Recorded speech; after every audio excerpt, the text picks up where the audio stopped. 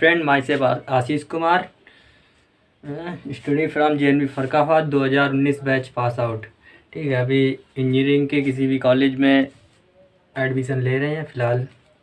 और हम लोग आज अब जो 7th क्लास की फ़िज़िक्स है, जो 7th क्लास की साइंस है, उसमें जो भी फिज़िक्स के चैप्टर हैं 3, 4, 5 जो भी चैप्टर हैं, वो सब अपने इसी चैनल पे पूरी तरह से पढ़ेंगे। एक भी चीज़ नहीं छोड़ेंगे, पूरी पढ़ेंगे। ठीक है, NCERT का कोई भी क्वेश्चन नहीं छूटेगा।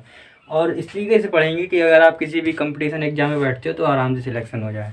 ठीक है, तो फिर आओ देखते हैं हीट जिसे हिंदी में हम ऊष्मा भी पढ़ते हैं।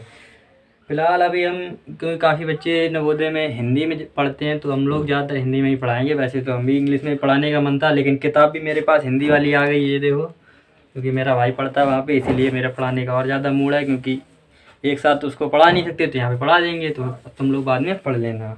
ठीक है, तो जानते हैं कि भाई साहब हीट के बारे में क्या है। देखो, अगर हम देखें तो अभी तक तुम लोगों ने 3 चैप्टर तो पढ़ चुके होगे। अगर नहीं पढ़े तो पढ़ लेना। 3 चैप्टर जब तुम पढ़ोगे तो तुम ये समझ जाओगे कि जो ऊनी वस्त्र होते हैं, जब तुम 3 चैप्टर पढ़ोगे तो ये समझ जाओगे कि जो ऊनी वस्त्र होते हैं, कौन से ऊनी वस्त्र, ठीक, जो ऊनी वस्त्र होते हैं वो हमेशा जानवरों के रेशों से बनाए जाते हैं, जानवरों के रेशों से। जैसे कि जानवरों के ऊन हो गई, ज़्यादातर ऊन ही यूज होती है। ठीक है, तो ये इससे बनाए जाते हैं। बल्कि जो हमारे सूती वस्त्र होते हैं, ठीक, सूती वस्त्र, ये सूती वस्त्र हमेशा पौधों के रेशों से बनाए जाते हैं। किससे? पौधों के रेशों से। अच्छा, जो ऊनी वस्त्र होते हैं जो कि जानवरों के रेशों से बनाए जाते हैं, ये हम लोग सर्दियों में पहनते हैं। कब पहनते हैं? सर्दियों में। और जब हम सर्दियों में इन्हें पहनते हैं तो ये हमें गर्मी का अनुभव कराते हैं। किसका? गर्मी का अनुभव कराते हैं। बात समझ आई? ठीक। और जो सूती वस्त्र होते हैं, ये सूती वस्त्र हम लोग गर्मियों में पहनते हैं, लेकिन गर्मियों में पहनते हैं, लेकिन ज़्यादातर हम लोग ये सूती वस्त्र गर्मियों में हल्के कलर के पहनते हैं। क्यों? उसके पीछे का रीज़न बताते हैं। तो ये सूती वस्त्र होते हैं, पौधों से बनाए जाते हैं, ये गर्मियों में पहनते हैं, और वो भी हल्के कलर के पहनते हैं। और उसकी वजह से हमें ठंडक का एहसास होता है। समझ होता क्या है कि जैसे ही ये तुम पढ़ोगे आगे जाके कि जो रिफ्लेक्शन नाम की एक चीज़ होती है, जो गर्मियों में हम लोग सूती वस्त्र पहनते हैं वो हल्के कलर के होते हैं। अगर समझो कि ब्लैक कलर है तो उसमें क्या होगा, जैसी सनलाइट पड़ेगी तो ब्लैक कलर या फिर डार्क कलर जो होता है वो सनलाइट को ऑब्जर्व करता है, और सनलाइट के पास अपनी एनर्जी होती है, यानी कि हीट होती है, तो उसकी वजह से और ज़्यादा गर्मी होती है। यानी कि वैसे समझो कि जो भैंस होती है वो ब्लैक कलर की होती है, और जब ब्लैक कलर पे जब उस पर धूप पड़ती है तो फिर उसमें क्या होता है कि उसकी जो बॉडी होती है ब्लैक कलर की, वो बहुत ज़्यादा धूप ऑब्जर्व कर लेती है, बहुत ज़्यादा रेज को ऑब्जर्व कर लेती है, किरण को ऑब्जर्व करती है। तो उसकी वजह क्या होता है कि भैंस को बहुत ज़्यादा गर्मी लगती है, लेकिन उसके पास उतनी ही कंट्रोलिंग क्षमता आ जाती है। लेकिन जो वाइट गाय है, जो अपनी गाय होती है, उसके जो भी अपने जो समझो ऐसे जो वाइट कलर है, यानी कि जो अपना हल्का कलर है, उसके ऊपर अगर रेज पड़ेगी तो जितनी पड़ेगी उससे कम या उससे ज़्यादा, मतलब उससे ज़्यादा नहीं हो सकता, उसके कम, क्योंकि थोड़ी बहुत वो बॉडी, जैसे मान लो कि ये सफ़ेद बनियानी है, ये थोड़ी सी हल्की बनियानी है, इस पर कोई रेज पड़ी, ये लाइट की रेज पड़ रही है, तो इस पर जितनी रेज पड़ रही है उसमें से थोड़ी सी रेज वापस चली जाती है, यानी कि पूरी की पूरी एनर्जी ये ऑब्जर्व नहीं करती, यानी कि ये कुछ चीज़ें वापस भेज देती है, वापस से गर्मी को रिफ्लेक्ट कर देती है। यानी कि तभी तुमने देखा होगा कि गर्मियों में हम लोग सूती वस्त्र में ज़्यादातर हल्के कपड़े पहनते हैं। क्यों? क्योंकि उसकी वजह से हमें ठंडक लगता है। ठंडक लगने के पीछे का रीज़न ये है कि जो हल्के कपड़े होते हैं वो ज़्यादातर रेज को वापस भेज देते हैं, वो ज़्यादा ऑब्जर्व नहीं करते, जबकि डार्क कपड़े ऑब्जर्व करते हैं। और इसलिए हम सर्दियों में डार्क कपड़े पहनते हैं। ठीक है, डार्क कलर के कपड़े पहनते हैं और ऊनी कपड़े पहनते हैं, क्योंकि ऊन वैसे भी गर्म है, और डार्क कपड़े जो भी रेज आ रही होगी वो रेज को ऑब्जर्व कर लेंगे और ज़्यादा गर्मी बढ़ाएंगे। इतनी कहानी क्लियर हुई? ठीक, हाँ, ये तो हुआ। अब ऐसा समझो, जब हम शीतकाल में, यानी कि जब ठंड होती है, तब हम जो ठंड होती है उस टाइम पे हमें घर में भी ठंडक का अनुभव होता है। जब ठंड पड़ रही होती है, हम घर में बैठे हैं, तो हमें ठंडक का अनुभव होता है। और जैसे ही हम घर से निकल के थोड़े से बाहर टहलने चले जाएं तो हमें हल्की हल्की गर्मी का महसूस होता है।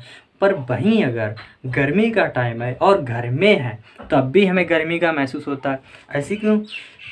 सब चीज़ों के ऐसा क्यों होता है कि एक ही बॉडी, मान लें कि मैं हूँ, मैं हूँ और मेरी बॉडी को जब मैं घर के अंदर हूँ तब मुझे ठंड लग रही है, मैं घर के बाहर जा रहा हूँ तब मुझे गर्मी लग रही है, और हर एक मौसम में ऐसा हो रहा है।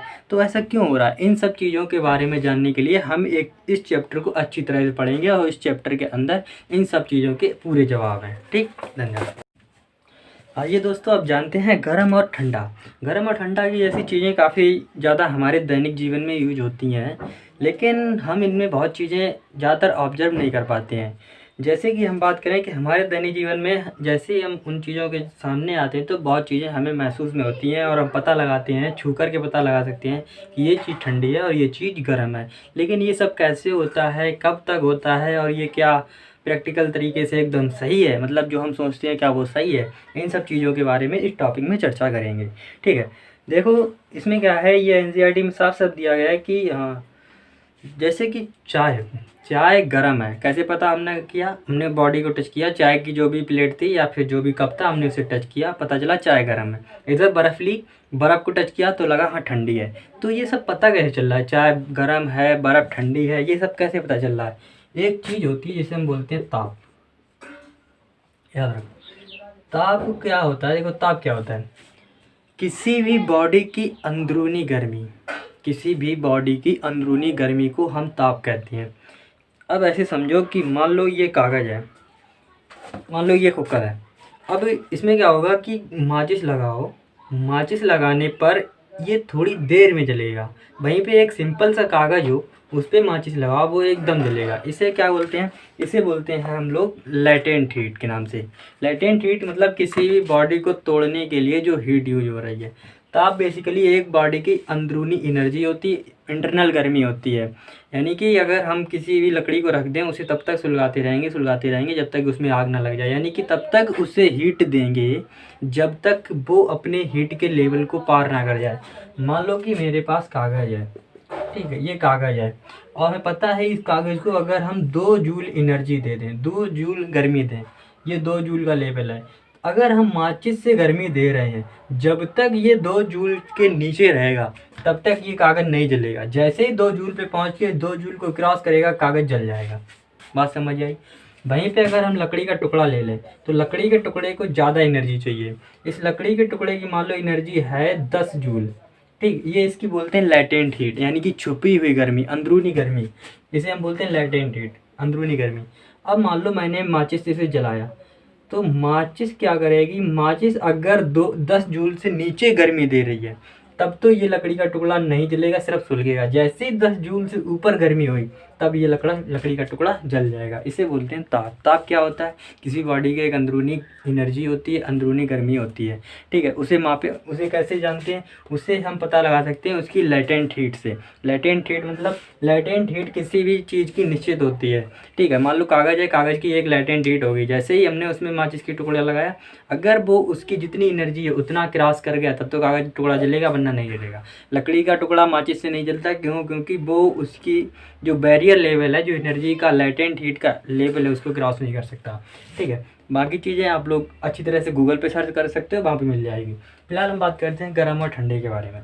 गर्म और ठंडे के बारे में बात करो, मान लो कि मेरे पास इधर चाय है, ठीक, इधर बर्फ़ है। हमने चाय को टच किया, हमें पता चला ये गर्म है, ठीक। हमने बर्फ़ को टच किया, ये पता चला हमें ठंडा है, ठीक। लेकिन एक ही बॉडी 2 चीज़ों के बारे में कैसे रिस्पॉन्स कर रही है, उन चीज़ों को समझो। अब हम क्या करते हैं, हमने टच करके किसी भी बॉडी को, हम पहले ये समझते हैं कि ये ठंडा है, ये गर्म है। किस किस चीज़ों के आधार पे हम पता लगा सकते हैं कि कौन ठंडा है और कौन गर्म है? सबसे पहले हम पता लगाते हैं अपनी बॉडी के आधार पे, यानी कि टच करके। जो टच करके हम पता लगाएंगे, जो भी रिजल्ट निकल के आएगा वो किस चीज़ से निकल के आता है। मान लो मैंने इस बॉडी को टच किया, मुझे पता चला ये ठंडा है, अभी ये ठंडा है रियल में, तो ये मुझे पता चल रहा है कि ये ठंडा है। लेकिन हम कैसे पता लगा रहे हैं?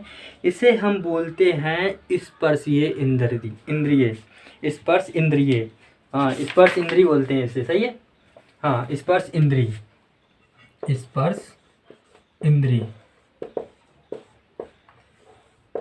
जब हम किसी बॉडी को टच करते हैं और हमें पता चलता है ये ठंडा है, ये गर्म है, तो ये हम कैसे स्पर्श करके पता कर रहे हैं? हमारे पास कॉमन सेंस होता है, कॉमन सेंस को बेसिकली हम इंद्रिय बोलते हैं, ठीक है। तो ये हमें इस स्पर्श इंद्री से पता चल रहा है। हमने इसे टच किया ये ठंडा था, इसे टच किया ये गर्म निकला। कैसे पता चला? स्पर्श इंद्री से। अच्छा चलो सही। अब हम ये देखेंगे कि हम जो चीज़ों को स्पर्श इंद्री से यानी कि टच करके पता कर रहे हैं, क्या वो वास्तव में सही रिजल्ट दे रही हैं या नहीं। देखो कैसे। मान लो मेरे पास 3 बीकर हैं, beaker A, beaker B, beaker C. Beaker A में मैंने ठंडा पानी डाला, ठीक। बीकर बी के अंदर गर्म पानी डाला, पर इतना गर्म मत डालना कि तुम्हारा हाथ जल जाए और तुम पता ही ना लगा पाओ। लेकिन हाँ, गुनगुना पानी डालना। अगर तुम एक्सपेरिमेंट करो तो तुम गुनगुना पानी डाल लो, कोई दिक्कत नहीं। इतना ज़्यादा नहीं होना चाहिए कि वो बहुत ज़्यादा गर्म हो। बीकर ए के अंदर हमने ठंडा पानी डाला, बीकर बी के अंदर हमने गर्म पानी डाला। गर्म मतलब गुनगुना, ज़्यादा गर्म नहीं। बीकर सी के अंदर गरम और ठंडा, मान लो कि 1 कप गरम 1 कप ठंडा, इन दोनों ये वाला पानी ये वाला पानी 1-1 कप दोनों को मिलाया और सी के अंदर डाला। अब समझो क्या होगा। दाएं हाथ और बाएं हाथ का अंतर जानते हो? जो सीधा हाथ होता है उसे हम बोलते हैं दायां हाथ, यानी कि जिससे हम दाएं कर सकें वो दायां हाथ। ये बायां हाथ। दाएं हाथ को डाला मैंने बीकर बी में और बाएं हाथ को डाला बीकर ए में। ये गर्म है, इसमें डाल दो, मैंने बीकर बी में डाल दिया, ये ए में डाल दिया। ये बीकर बी का पानी गर्म है, इस हाथ को क्या लगेगा? गर्म। इस हाथ को क्या लगेगा? ठंडा, कि हाँ ये बीकर ठंडा है। इसमें क्या लगेगा? गर्म। 2-3 मिनट तक डाले रहो, ये गर्म लगेगा तुम्हें, ये ठंडा लगेगा, ठीक। निकालो, निकाल लिए। याद रखो ये गर्म हाथ, क्योंकि इस हाथ को क्या फील हो रहा है कि ये बीकर गर्म है, इस हाथ को क्या फील हो रहा है ये बीकर ठंडा है। समझ आया? अब इस दोनों को निकालो। निकालने के बाद तुरंत ही बीकर सी के अंदर डालो, डाल दिए। अभी ये गर्म है, ये ठंडा है, निकाल के बीकर सी के अंदर डालो। अब तुम इतना समझो, 1 मिनट रुको। इसके अंदर ठंडा पानी था, इसके अंदर गर्म पानी था। बीकर सी के अंदर इन दोनों का मिलावट का पानी डाला, तो ये बेसिकली ये पानी जो होगा ये ठंडा नहीं होगा, ये गर्म भी नहीं होगा। ये गर्म होगा लेकिन इससे कम होगा, ये और ये इससे ज़्यादा गर्म होगा। समझो, ये इससे कम गर्म होगा, इससे ज़्यादा होगा, क्योंकि ठंडा और गर्म दोनों मिला के जब हम इसमें डालेंगे, मान लो ये इसकी एनर्जी थी 0 जूल, 0 जूल, समझ लो। इसकी एनर्जी थी 5 जूल। जब हमने इन दोनों को पानी को इसमें डाला तो इसकी एनर्जी आएगी 2.5 जूल। समझो, यानी कि गर्मी तो होगी इस पानी में, ये पानी ठंडा नहीं होगा, ये पानी इससे ज़्यादा गर्म होगा और इससे कम गर्म होगा। समझो, खुद कॉमन सेंस लगाओ। ये ठंडा है, ये गर्म है, दोनों डालेंगे तो ये पानी गर्म तो रहेगा पर इतना गर्म नहीं रहेगा, ठंडा रहेगा पर इतना नहीं रहेगा, इससे ज़्यादा गर्म रहेगा। मेरी बात समझो। जब ये दोनों हाथ हम इसमें डाले थे, ये गर्म महसूस कर रहा था, ये ठंडा महसूस कर रहा था, ये ज़्यादा गर्म महसूस कर रहा था। समझो, अभी इससे ये ज़्यादा गर्म महसूस कर रहा था क्योंकि ये 5 जूल में पड़ा है। जैसे ये हाथ इसके अंदर जाएगा ये 5 से 2.5 जूल में पहुंच जाएगा। समझो, ये कम गर्म वाले में पहुंच जाएगा, तो इसे ये क्या लगेगा कि ये पानी ठंडा है। इस हाथ को क्या लगेगा कि ये यहाँ से यहाँ निकल के जा रहा है कि ये पानी ठंडा है। उसी टाइम पे उसी के साथ ये ठंडा है, ठंडा से निकल के गर्म में जाएगा। समझो, ये कैसा है? ठंडा। अभी इस हाथ को लग रहा था कि अभी ये हाथ इसमें था, ये लग रहा था कि ये ठंडा है। जैसे ये यहाँ से यहाँ गया, इसे क्या लगा कि ये गर्म है। अब मेरी बात समझो, फिर से देखो, बहुत कंफ्यूजन वाली चीज़ हो सकती है। देखो इधर, ये गर्म है, ये ठंडा है, ये ठंडा, ये गर्म। इन दोनों को उठाया, पहुँचा दिया इधर। अब ये हाथ क्या बोलेगा? ये हाथ बेसिकली इस बहुत गर्म वाले में से निकल के आया। जब ये बहुत गर्म था तो इसे लग रहा था ये गर्म है, और जब ये वाला हाथ इसमें आया तो इसका पानी इससे कम गर्म है, तो ये क्या आएगा? ये पानी ठंडा है। मेरी बात समझो, ये क्या कहेगा? ये पानी ठंडा है। ये वाला हाथ यहाँ से निकल के यहाँ पे गया, यहाँ पे बिल्कुल गर्मी नहीं थी, ये ठंडा था, लेकिन यहाँ पे गया तो इस वाले हाथ को यहाँ पे ठंडक महसूस हो रही थी। अब ये यहाँ जाएगा तो गर्मी महसूस होगी। इस वाले हाथ को यहाँ गर्मी महसूस हो रही थी, यहाँ जाएगा ठंडक महसूस हो रही है। यानी कि ये हाथ तुम्हारा यहाँ पे जो था वो ठंडे में पड़ा था, तो तुम्हें ठंडक महसूस हो रही थी। और जैसे ये हाथ यहाँ पे गया, अब इस हाथ को गर्मी महसूस होने लगी। मेरी बात समझ आई? ये वाला हाथ इस गर्म में पड़ा था तो यहाँ पे इसे गर्मी महसूस हो रही थी। जैसे ही निकल के ये यहाँ पे गया, ये कम गर्म से ज़्यादा गर्म से कम गर्म में गया, ये इसे ठंडी महसूस होने लगी। अब शायद तुम समझ गए होगे। लेकिन ये ठंडा है, ये गर्म, इसे ठंडक महसूस हो रही थी, गर्मी। जैसे ही ये हाथ को हमने इस पे डाला, इसे ठंडी महसूस हुई, इसे तुरंत ही गर्मी महसूस, ये गर्मी में था इसे ठंडी महसूस हुई, ये ठंडक में था इसे गर्मी महसूस हुई। अब समझो एक ही हाथ है, हाथ एक ही है, इन बॉडी पे ये गर्मी दिखा रहा है, इस बॉडी पे ये गर्मी दिखा रहा है, इस बॉडी पे ये ठंडा ठंडा महसूस करा रहा है। इसका मतलब क्या, जो हम टच कर रहे हैं वो सही है? नहीं, इसका मतलब ये हुआ कि जो चीज़ हम टच करके पता कर रहे हैं वो बिल्कुल गलत है और 100% गलत है। ठीक है, तभी हम किसी के बुखार को सिर्फ और सिर्फ टच करके नहीं पता कर सकते। ये बेसिकली होता है रेफरेंस लेवल से। अभी हम बात करेंगे रेफरेंस लेवल क्या है, ये सब कैसे हुआ, ये सब चीज़ें होती है रेफरेंस लेवल पे। यानी कि ये गर्म ये ठंडा, यहाँ पे जाके इन दोनों की पोजीशन, जो गर्म महसूस कर रहा था वो ठंडा महसूस करने लगा, जो ठंडा महसूस कर रहा था वो गर्म महसूस करने लगा। इसका मतलब क्या है कि ये दोनों कंडीशन एकदम चेंज हो रही हैं। हाथ एक ही है, पानी एक ही है, पर कंडीशन चेंज हो रही है। क्यों? लेकिन क्या ये चीज़ें सही हैं? नहीं, ये स्पर्शीय बिंदु जो हमारी स्पर्श इंद्री है, इस पर हमें कभी विश्वास नहीं करना चाहिए। ये कभी भी धोखा दे सकती है, क्योंकि तुरंत ही ये अपनी बात बदल रही है। और दूसरी चीज़, मान लो ये हमने सही से निकाल भी लिया, पर ये कैसे कैलकुलेट करोगे कि कितना सही है और कितना गलत है? इसलिए हम लोग इस चीज़ को यूज में नहीं लेते। इतनी कहानी बिल्कुल क्लियर हुई। अब थोड़े सिलेबस से हट के बात करते हैं। देखो, अगर हम सिलेबस से हट के बात करें, अगर हम लोग सिलेबस से हट के बात करें तो एक चीज़ होती है रेफरेंस लेवल। बहुत आराम से सुनो, ये चीज़ कैसे हो रही थी वो समझो। ये चीज़ हो रही थी अपने रेफरेंस लेवल पे। रेफरेंस लेवल क्या कहता है, मान लो कि रेफरेंस लेवल पे तुम्हारी बॉडी है, ठीक, ह्यूमन बॉडी, ये रेफरेंस लेवल है तुम्हारा। और इस बॉडी की, मान लो तुम्हारी बॉडी की गर्मी 25 जूल है, 25 जूल है, ये तुम्हारा रेफरेंस लेवल है। यानी कि सब चीज़ें इसी के आधार पे, रेफरेंस लेवल जो होता है, और रेफरेंस लेवल के आधार पे ये सब चीज़ें नापी जाती हैं।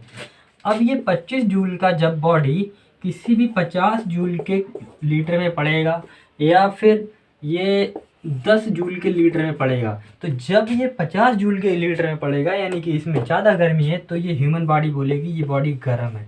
ये बॉडी गर्म है, ये कैसे पता कर रहे हो? ये बेटा बॉडी गर्म है ये बता रही है सिर्फ और सिर्फ अपने रेफरेंस लेवल पे, यानी कि अपने बॉडी के लेवल पे। ठीक है, अपनी बॉडी के लेवल पे। और यहीं पे अगर कोई दूसरा बंदा आ जाए, मान लो कि यहाँ पे कोई मेरा भाई नीलेश आ गया, चलो ठीक, यहाँ पे मेरा भाई नीलेश आ गया, अब उसकी बॉडी की एनर्जी सिर्फ 5 जूल है, यानी कि यहाँ पे 5 जूल ही गर्मी है। जब वो यहाँ पे हाथ डालेगा तो उसे क्या महसूस होगा, ये गर्म है। यहाँ पे हाथ डालेगा तब क्या महसूस होगा, ये कहेगा गर्म है। अब वो कहेगा कि दोनों ही बॉडीज गर्म है, तुम कह रहे हो कि ये बॉडी ठंडी है और ये बॉडी गर्म है। यानी कि बेटा बॉडी के लेवल पे हम किसी चीज़ को नहीं माप सकते, क्योंकि हर एक बॉडी का जो ठंडी और गर्मी नापने का तरीका है वो रेफरेंस लेवल पे डिपेंड करता है, और हर एक बॉडी का अपना अपना एक रेफरेंस लेवल अलग होता है। इसलिए ये स्पर्श इंद्रिय हर जगह पे काम नहीं करती, यानी स्पर्श इंद्रिय कहीं भी काम नहीं कर सकती। इसे सिर्फ हम अपने महसूस कर सकते हैं, समझ सकते हैं, लेकिन उसका रेफरेंस क्या होता है, अपनी बॉडी। मेरी बात समझो, अपनी बॉडी। अगर तुम्हारी बॉडी की एनर्जी कम है किसी भी बॉडी से, तो तुम उसमें हाथ डालोगे तो तुम्हें गर्म लगेगी वो, अगर ज़्यादा है तो दूसरी वाली बॉडी ठंडी लगेगी। यहाँ पे इस बंदे की एनर्जी 25 जूल है, ये 10 जूल वाले में हाथ डाल रहा है, इसे क्या लग रहा है, ये ठंडा है, क्योंकि यहाँ पे इसकी एनर्जी कम है। ये 50 जूल में हाथ डाल रहा है, इसे गर्म लग रहा है। इस बॉडी की एनर्जी 5 जूल है, ये इसमें हाथ डाल रहा है 10 जूल में, इसे ये भी गर्म लग रही है, और ये तो गर्म लगेगी ही लगेगी, बहुत गर्म लगेगी। क्यों लग रही है? क्योंकि ये दोनों चीज़ें अपने अपने रेफरेंस लेवल में बात कर रही हैं। यानी कि स्पर्श इंद्रिय सिर्फ और सिर्फ अपने एक रेफरेंस लेवल में बात करती है, अपने ग्राउंड लेवल पे बात करती है। इस रेफरेंस लेवल क्या होता है? रेफरेंस लेवल वो लेवल होता है जिस लेवल के बेस पे हम चीज़ों को नापते हैं। मेरी बात क्लियर हो गई होगी। इसलिए हम वहाँ पे जो एक्सपेरिमेंट कर रहे थे मग के अंदर, वो चीज़ हम कैसे कर रहे थे? अपनी बॉडी के रेफरेंस लेवल के अंदर कर रहे थे, और इसीलिए वो चीज़ें गलत हो रही थी। यानी कि जब हम ए बी के अंदर वो हाथ डाले तो वो गर्म ठंडा दिखा रहा था, उल्टी तरफ जाने पर वो उल्टा हो रहा था, वो सब रेफरेंस लेवल पे हो रहा था। ठीक, यानी कि एक चीज़ तो समझ आ गई कि भाई साहब जो हम स्पर्श इंद्रिय से निकाल लेते हैं वो 100% गलत है। लेकिन अब अगर ये 100% गलत है तो फिर हम आगे कैसे एक्सपेरिमेंट करें, कैसे पता करें कौन ठंडा है कौन गलत है? तो उसके लिए हम लोग क्या करते हैं, किसी भी बॉडी के ताप को यूज करते हैं। क्या करते हैं? किसी भी बॉडी के हम लोग ताप को यूज करते हैं। ताप हमने तुम्हें बता दिया ताप क्या होता है। ताप बेसिकली किसी बॉडी के एक छुपी हुई एनर्जी होती है, ठीक है, उसको तोड़ने के लिए जितनी एनर्जी चाहिए हो ये कैसे पता चलता है कि किसी भी बॉडी की कितनी एनर्जी है, उसे हम बोलते हैं लैटेंट हीट।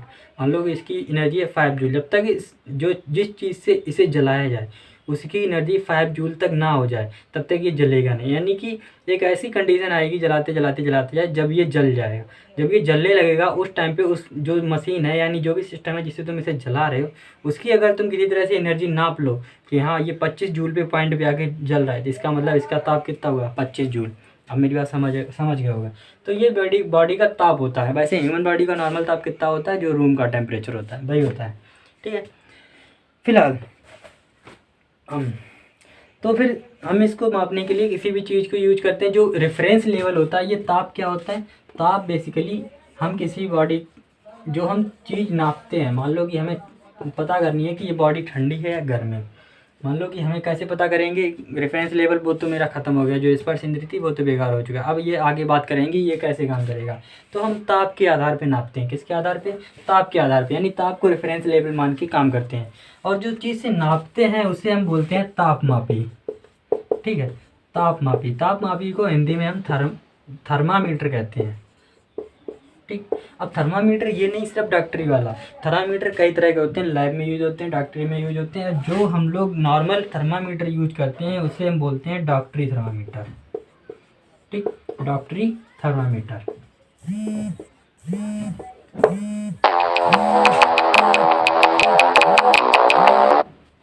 ठीक है, हम लोग आगे बात करें ये तापन लोग इस चीज को अब कैसे करेंगे, थर्मामीटर को कैसे यूज करेंगे, ताप को कैसे यूज, किसी की गर्मी को पता करने के लिए, ठीक।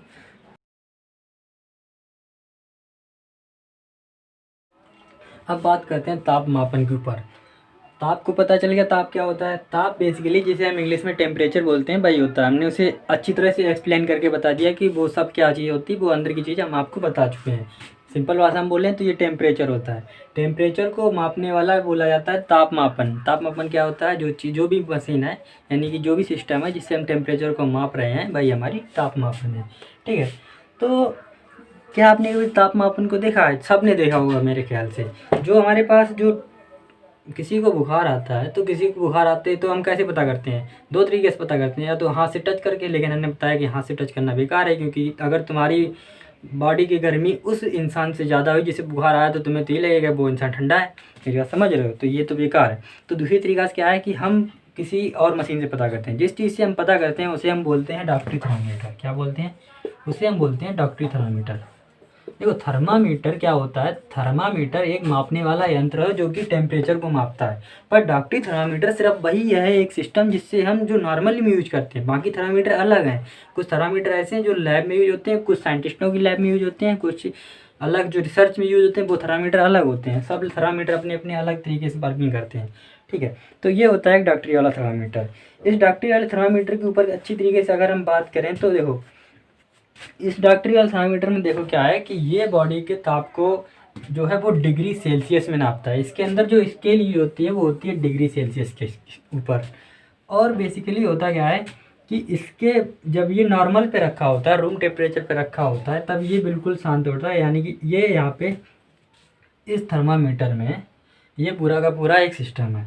ये एक इसके अंदर एक पतली सी तुम्हें नली दिखाई देगी, कभी भी देखना, एक पतली सी धारी दिखाई देगी, ठीक। ये धारी बेसिकली कैसे दिखाई देगी वो भी बताएंगे अभी, और थर्मामीटर कैसे काम करता है वो भी बताएंगे। इसे हम बोलते हैं बल्ब, ठीक। इसे हम बोलते हैं बल्ब। जो आगे वाला सिस्टम होता है जिसे तुम जीभ के नीचे लगाते हो या बगल में लगाते हो उसे हम बोलते हैं बल्ब। इस बल्ब में भरा होता है पारा। क्या चीज़, पारा। तो पता है पारा कितनी खतरनाक चीज़ है। पारा एक दुनिया की इतनी खतरनाक चीज़ है कि ये ज़मीन पे गिर जाए तो तुम किसी बटोर नहीं सकते। यानी कि ये हमेशा टूटता रहता है, गिजगिजा होता है, टूटता रहता है, ज़मीन पे गिर गया फिर बिखरता रहेगा। इसलिए धोखे से भी जब भी थर्मामीटर अपने मुंह में लगाओ तो याद रहो कि इसे हम दांतों से टच ना करें, सिर्फ जीभ से टच करें। दांतों से टच किया अगर धोखे से ये टूट गया तो ये पारा बॉडी के अंदर पहुंच जाएगा, क्योंकि दांतों में टच करने पे जीभ के नीचे आएगा। तुम इसे कितना भी ठोकने की कोशिश करो ये टूटता जाएगा। धोखे से भी अगर ये खून के अंदर पहुंच गया तो वहाँ पे ये अपना एक कत्था बनाएगा, यानी कि उस खून को सुगोड़ के कैसा एक गोला सा बना देगा, एक पत्थर सा बना देगा, खून का टुकड़े टुकड़े क्या बोलते हैं सॉलिड पार्ट बना देगा। तो उसकी वजह से क्या होगी कि मसल्स में ब्लॉकिंग आ जाएगी और हमारी डेथ भी हो सकती है। इसलिए याद रखो, इसे दांतों से कभी टच ना होना चाहिए, ये बहुत खतरनाक चीज़ है। अच्छा ठीक है, और बहुत खतरनाक चीज़ है, बहुत सेंसिटिव चीज़ है, जैसे ही गर्मी मिलती है बहुत जल्दी काम करता है। अब ये पारा जैसे ही बॉडी के ऊपर, जैसे कि हमने थर्मामीटर को ऐसे पकड़ते हैं, ये थर्मामीटर है, मान लो ये बिल्कुल सही दिख रहा है, और ये हमारे पास थर्मामीटर है, ये बल्ब है, इसमें पारा भरा है, एक पतली सी धारी जा रही होगी, पतली सी सुरंग, मतलब एक क्या बोलते हैं उसे, समझ रहे होगे तुम लोग यार, क्या बोलते हैं, एक पाइप पड़ा होगा कांच का, ठीक है, उसके अंदर एक पतली सी नीली धारी दिखाई देगी। जब भी थर्मामीटर अगर ऐसा वो नीली धारी तुम्हें ना दिखाई दे रही हो तो एक बार ऐसे छिड़क लो, छिड़क लेने से वो थर्मामीटर की धारी जो है ऊपर नीचे होने लगेगी, सही वर्किंग करेगा। अब ये क्या है, इस थर्मामीटर का अपना एक अलग रेफरेंस लेवल होता है।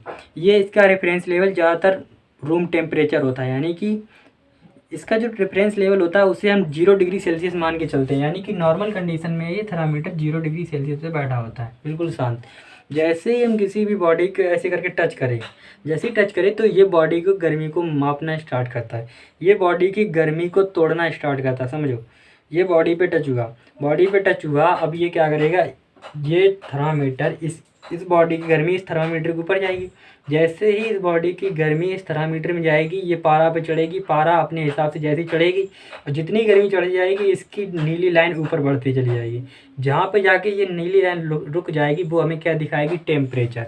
मान लो ये यहाँ पे आके नीली लाइन रुक गई तो ये यहाँ पे दिखाएगी टेम्परेचर। वो टेम्परेचर हमारा कुछ भी हो सकता है, 20 डिग्री सेल्सियस, 30 डिग्री सेल्सियस, मतलब उस पर एक बेसिकली नंबर लिखा होता है, जिस नंबर पे जाकर रुकेगी वो हमारा डिग्री सेल्सियस नंबर होगा। डिग्री सेल्सियस में भी लिखा होता है, फ़ारेनहाइट में भी लिखा होता है। इस तरह से तो ये थर्मामीटर काम करता है। नॉर्मली आपको बता दें कि जो एक डॉक्टरी थर्मामीटर है, उस डॉक्टरी थर्मामीटर से हम लोग 35 डिग्री सेल्सियस से लेकर 42 डिग्री सेल्सियस तक ही टेम्परेचर को नाप सकते हैं, बात समझ। और ये थर्मामीटर डिग्री सेल्सियस स्केल पर काम करता है। मेरे ख्याल से आपको ये कहानी क्लियर हो गई होगी। तो आइए अब थर्मामीटर से हम देखते हैं कि हम अपनी बॉडी का टेम्परेचर कैसे माप सकते हैं। ठीक है, तो देखते हैं कैसे माप सकते हैं। तो सबसे पहले क्या करते हैं, देखते हैं कि थर्मामीटर के टेम्परेचर को मापने के लिए हम लोगों के पास एक थर्मामीटर होना चाहिए, सही सलामत अच्छी खासी नॉलेज होनी चाहिए, थर्मामीटर के बारे में सब कुछ पता होनी चाहिए, उसकी जानकारी में कि इसमें क्या गड़बड़ नहीं होनी चाहिए, ये सब हमें सावधानियाँ भी पता होनी चाहिए।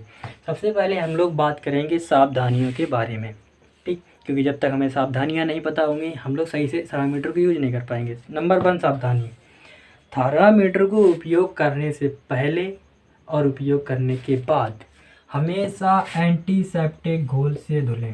एंटीसेप्टिक घोल जो कि हर एक डॉक्टर के पास मिलेगा। थर्मामीटर को उपयोग करने से पहले, उपयोग करने के बाद हमेशा एंटीसेप्टिक घोल से धुलना चाहिए, ठीक।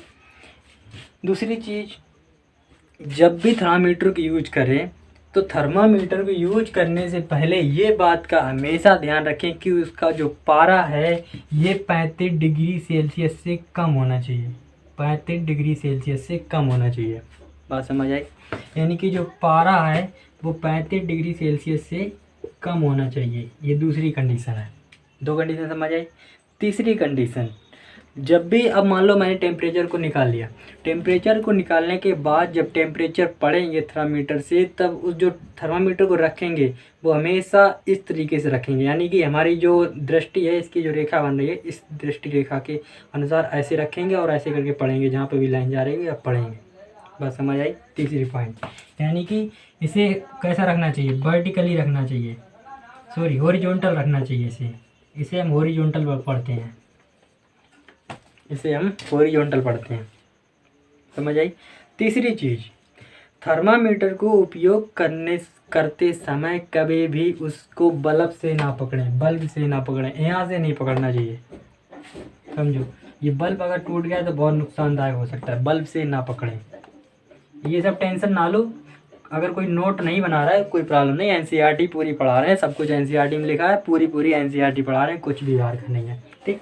बस आपको अच्छे से डिटेल में समझा रहे हैं और कुछ खास नहीं है, बाकी सब कुछ वही पढ़ा रहे हैं जो दूसरे लोग पढ़ाते हैं। ठीक है, तो ये सब हमारे कुछ 4-5 पॉइंट थे और यहाँ से नहीं पकड़ना चाहिए और थर्मामीटर का सावधानी पूर्वक उपयोग करना चाहिए, किसी कठोर वस्तु से ना टकराए, याद रखा। मतलब उसका मेन पॉइंट क्या है, ये बल्ब ना टूटे, ये टूट गया बहुत ज़्यादा नुकसान हो सकता है, किसी के कांटेक्ट में आ गया, बॉडी के अंदर चला गया तो समझो मौत भी हो सकती है। ये 2 तरीके से हो सकता है, या तो तुम किसी कठोर चीज़ से टकराओगे या फिर बल्ब से पकड़ोगे। इसे कठोर चीज़ से भी नहीं टकराना चाहिए, इसे बल्ब से भी नहीं पकड़ना चाहिए, इसे बल्ब से नहीं पकड़ना चाहिए, इसे हॉरिजॉन्टल में रखना चाहिए। दूसरी चीज़ 35 डिग्री सेल्सियस से नीचे होना चाहिए और हमेशा एंटीसेप्टिक घोल से धोना चाहिए पहले और बाद में। ये समझ आई कि ये थी इसकी कुछ सावधानियाँ जो कि डॉक्टर हमें सलाह देते हैं ऐसा करने के लिए।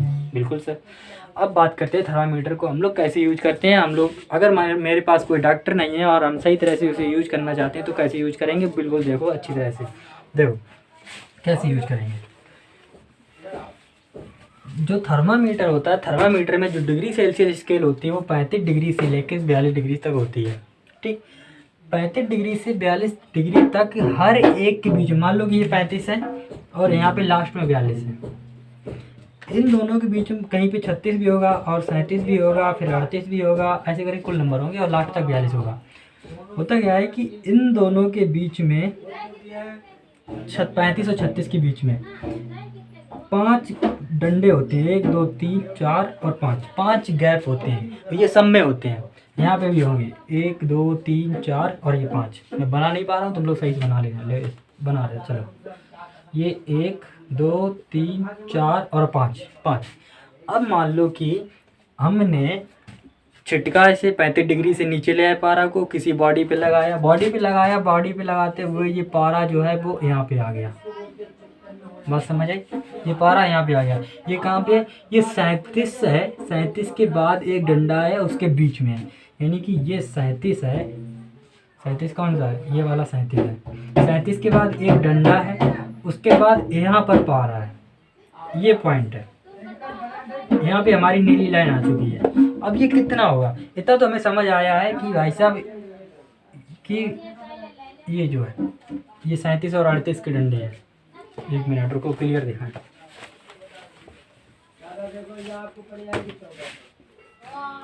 ये 35 था, ये 37 है, ये 38 है।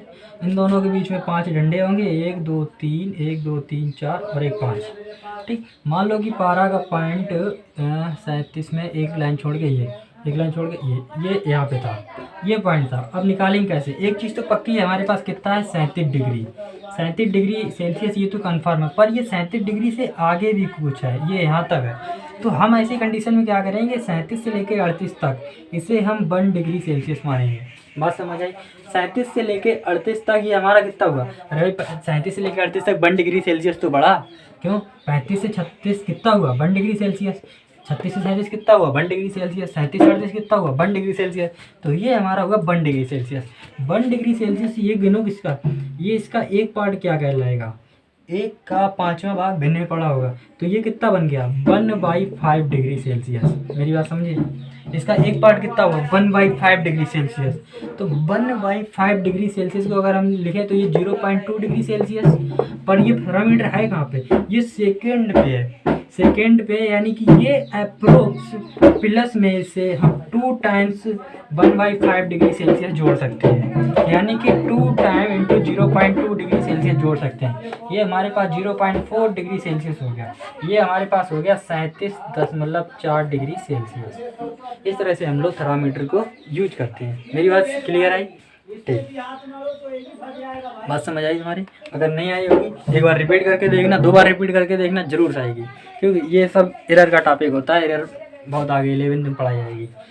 अब हम लोग बात करते हैं एक थर्मामीटर से हम लोग कितना नाप सकते हैं? 35 डिग्री से लेकर 42 डिग्री सेल्सियस तक। नॉर्मल जो ह्यूमन बॉडी का जो टेम्परेचर होता है, ये सब हटा रहे हैं हम लोग। नॉर्मल जो ह्यूमन बॉडी का टेम्परेचर होता है, नॉर्मल ह्यूमन बॉडी का टेम्परेचर, जो नॉर्मल ह्यूमन बॉडी का टेम्परेचर होता है वो होता है 37 डिग्री सेल्सियस। याद रखना, नॉर्मल ह्यूमन बॉडी का टेम्परेचर 37 डिग्री सेल्सियस होता है। इस पर एक और क्वेश्चन करने का मन हो रहा है मेरा। मान लो कि ये 35 था, ठीक, ये 35 था, ये 36 था, इन दोनों के बीच में 1 डिग्री सेल्सियस का अंतर है, और 36 के बाद ये 37 था यहाँ पे, और ये थर्मामीटर का पॉइंट 1 2 3 4 यहाँ पे आके रुक गया। अभी कितना हुआ? ये यहाँ से यहाँ पर आके रुक गया। अब बताओ टेम्परेचर कितना होगा, 36 डिग्री सेल्सियस तो ये हुआ, प्लस ये 36 से लेके 37 तक ये 1 डिग्री है ना, 1 डिग्री सेल्सियस, ये इसका एक पार्ट 1/5 यानी 0.2 डिग्री, तो 1 2 3 यानी कि 3 इंटू 1/5 डिग्री सेल्सियस, जो भी निकल के आएगा कैलकुलेशन कर लेना, आंसर आ जाएगा। मेरी बात समझ आई। नेक्स्ट आओ, ह्यूमन बॉडी का जो नॉर्मल टेम्परेचर होता है वो होता है 37 डिग्री सेल्सियस। कितना होता है? 37 डिग्री सेल्सियस। ह्यूमन बॉडी का नॉर्मल टेम्परेचर 37 डिग्री सेल्सियस होता है। पर एक बंदे ने कैलकुलेट किया, किताब में लिखा था ह्यूमन बॉडी का जो नॉर्मल टेम्परेचर है वो है 37 डिग्री सेल्सियस। अच्छा, एक बंदे ने कैलकुलेट किया, उसका टेम्परेचर निकला 37.5 डिग्री सेल्सियस। ठीक, अब वो घबरा गया। क्यों? क्योंकि उसने तो पढ़ा था किताब में ह्यूमन बॉडी का टेम्परेचर 37 डिग्री सेल्सियस है, लेकिन उसका कितना निकला? 37.5 डिग्री सेल्सियस। तो क्या उसकी बॉडी का टेम्परेचर गलत था, या फिर थर्मामीटर गलत था, या फिर ये डाटा गलत था? असल में ना तो बॉडी का टेम्परेचर गलत था, ना थर्मामीटर गलत था, ना डाटा गलत था, बस लिखने का तरीका गलत था। ये 37 डिग्री सेल्सियस होता कैसे आता समझो। मान लो कि तुम्हारे पास 10 दोस्त हैं, तुम्हारे साथ 10 दोस्त हैं, तुमने थर्मामीटर भी लिया, 10 दोस्तों के थर्मामीटर से उनकी बॉडी के टेम्परेचर निकाल लिए। तुम्हारा निकला 37 डिग्री सेल्सियस, किसी का निकला कुछ निकला 10 निकला। 10 दोस्तों के मान लो कि 10 दोस्त हैं, दोस्त नंबर 1 2 3 अप टू 10 दोस्त, और उनके जो थर्मामीटर के टेम्परेचर निकले वो हमने जोड़ दिए और 10 से डिवाइड कर दिए। 10 से डिवाइड करने के बाद हमारे पास एक औसतन टेम्परेचर निकला। कैसे निकला? औसतन टेम्परेचर निकला, औसतन ताप निकला। उस औसतन ताप को जो निकाला गया वो निकाला था 37 डिग्री सेल्सियस। तो ये जो 37 डिग्री सेल्सियस है, ये ह्यूमन बॉडी का एक पार्टिकुलर ह्यूमन बॉडी का टेम्परेचर नहीं होता। ये बेसिकली ह्यूमन बॉडी के जो ग्रुप्स होते हैं, ग्रुप में जो एक्सपेरिमेंट किए जाते हैं उसमें देखा जाता है कि नॉर्मली जो औसत टेम्परेचर निकलता है वो निकलता है 37 डिग्री सेल्सियस। आप लोगों को विश्वास ना हो या फिर किसी को कन्फ्यूजन हो, इसलिए हम ये एक्सपेरिमेंट अभी करके दिखा रहे हैं। देखो कैसे। मान लो कि मेरे 3 दोस्त हैं, दोस्त ए, दोस्त बी, दोस्त सी।